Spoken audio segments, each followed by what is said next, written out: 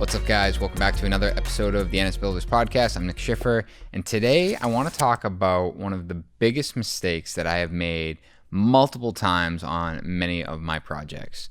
And this has really trickled into how we approach projects going forward. Now it's something that we've talked about in other videos, and that's about planning. And I don't just mean planning in the sense of design, but I want to talk about interior trim specifically. If you guys caught the video actually last week of our South Boston project that is almost done, I talk about the interior trim and how we scaled some of that proportionally so it wasn't pushed up against, say, walls or ceilings or things like that.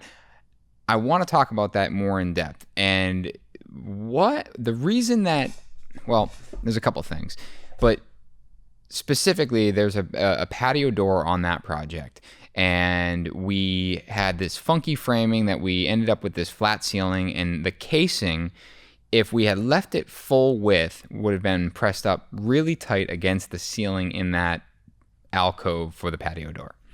And in my opinion, that casing being pushed up against the ceiling, you lose all of the profile to that casing. It becomes almost bland because the casing's white and the ceiling's white. You lose that really sharp, clean edge. One of the nicest parts about interior trim, I think, is that sharp edge where it goes from trim color to wall color. Even when it's white on white, oftentimes the trim is a satin finish and the walls are an eggshell finish. There's still that nice, really crisp line. Now, this is something that kind of trickles into a lot of material differences that we can talk about in a minute, but specifically to that, you would lose a lot of you're not really celebrating that trim at that point, if that makes any sense. So we chose to shrink the casing down, and we're doing that in a way that you're basically taking out of the flat portions of the casing. Now, yes, some may argue that you're ruining the scale of that casing, or those flat sections are scaled appropriately, which I 100% agree with. But the fact of the matter is that it was a better result to scale that flat section down on the casing to allow for a gap between the casing and the ceiling. Now, let me just stop real quick. If you guys are listening to this podcast or even watching on YouTube and you haven't watched that video, I think I'd recommend you going back to watching the video, because it will make a lot more sense rather than me just trying to describe it. But either way, casing, we're talking about window and door casing being pushed up against a wall or a ceiling, just is not the right way to go about it, in my opinion. Now, I say that, and in that same video, we switch over and we pan over to a window that has casing around it that is also scaled down, but it's pushed up tight against the window well. I explain why I think it makes sense in that scenario, but generally speaking, it doesn't make sense. Now, now I'm not saying that every time you go into installing casing, you should be ripping casing down and keeping it off the wall and adding a paint line. In my opinion, it should be at least a ½ inch away from that other surface, so you do get a paint line in there. What I'm saying is that you need to plan for these things. Now, a good friend of mine just had me walk his house they're building, and it's in the frame stage. They're in framing, they're doing mechanical. And he asked me to look around, just kind of put eyes on things and see how things were progressing. And one of the questions I had asked him, like, hey, do you have your casing and your baseboard and your crown molding picked out, things like that? And he didn't. Now, if you're thinking about building a house, or you're custom building a house, or or even if you're buying a house that you get to customize the end of it, I mean, knowing the finishes up front is huge. And we can go down why I think it's important to have tile up front, why I think it's important to have the wood floor selection up front. We'll save that for another podcast. I'm talking about trim. And the reason is I want that casing in my hand, and I want to be able to go around to our door openings everywhere and figure out, all right, that casing, it's 4.5 inches wide. Does it fit here? Is it going to be too tight to the inside corner? Is it going to be too tight to another piece of casing? We did a job where we had this inside corner where two doors, basically it was end of a hallway, and two doors kind of met in this corner. And the trim carpenters did a great job. They mitered those pieces of casing together. It was the fact of the matter. But looking back, it was something I looked at and I said, man, I had the opportunity to correct that. I could have shrunk one of the doors and I could have moved the other door over, and we would have had a nice, really intentional paint line between them. I think about my personal home. I had put the biggest doors I could everywhere, and there's two scenarios that every time I'm in that room and I close that door, I look at and I just think, what was I thinking? And I took this piece of casing, and this one I couldn't even scale down. I literally had to rip an inch off the casing, push it tight up against the corner, caulk it, and paint it, and call it good. And it's one of those things where it's like, it would have just taken me a few minutes to walk around and realize that, hey, my casing's not going to fit. Now, the same thing goes, and this is, a mistake I made, and I sure, knock on wood, hope I never make again, is the same thing goes for electrical plugs and outlets and light switches. That casing, oftentimes we're talking about a 4.5-inch casing. Is your electrician know that you have a wider piece of casing? How close is he putting the light switches to those doors? Is the casing going to be pushed up tight against the light switch? Same thing. In my personal home, many of my rooms have light switches that are pushed tight up against the casing. I'm telling you the God honest truth. I had to cut one of the light switch plates because it was so tight. And it's frustrating because it's like I didn't take that time to think about that up front. It would have been a really easy thing to think about, and I could have solved that right off the bat. But it's that's what I'm going back to, is this planning, like thinking about your finishes at the very end, thinking about what casing you're going to be using, what baseboard you're going to be using, what trim package you're going to be using, so you can walk around and figure out, does it work in all of these scenarios? I literally would take a little 12-inch piece and walk around and put it to the side of the door and be like, all right, does this fit? Or is it too close to the corner? My rule of thumb for, inside corners is that the casing, should be, if it's going to be close to an inside corner wall, that casing should be no closer to the wall than the thickness of your baseboard. So say you're using a piece of baseboard that's 3/4 of an inch thick, that casing should be at least 3/4 of an inch away from that inside corner. That way, when your baseboard comes down on the adjacent wall, it can tuck behind the casing.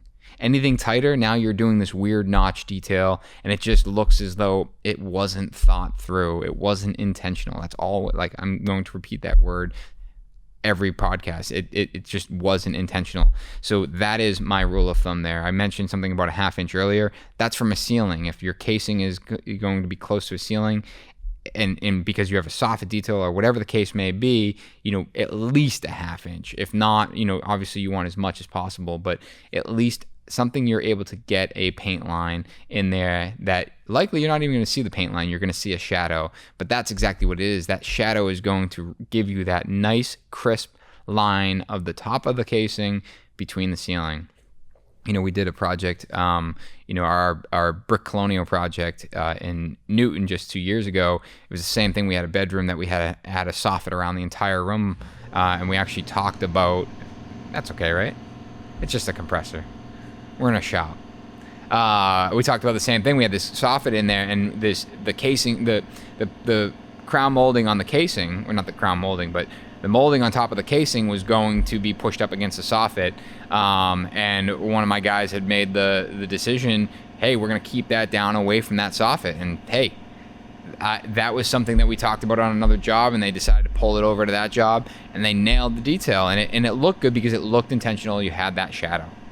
So I had another thought there, and it has completely escaped me. But either way, just to kind of continue on this conversation, it does really trickles into everything. Everything that, all of the finishes are what people get to touch and feel and see, every day. And it's when we can understand what those things are, we can plan for them. I said that we talk about tile in a future episode, but tile is a perfect example. Knowing tile sizes and the layout ahead allows you to line things up, like plumbing fixtures and on grout joints, or the niche on grout joints. Like, all of those things matter, and it's those things that you you don't realize how important they are until you see it done right, and then you go back and then see it when it was done wrong, and it's such a big stark difference, and you wish you could you almost wish you could undo and say, no, I understand how to do that better.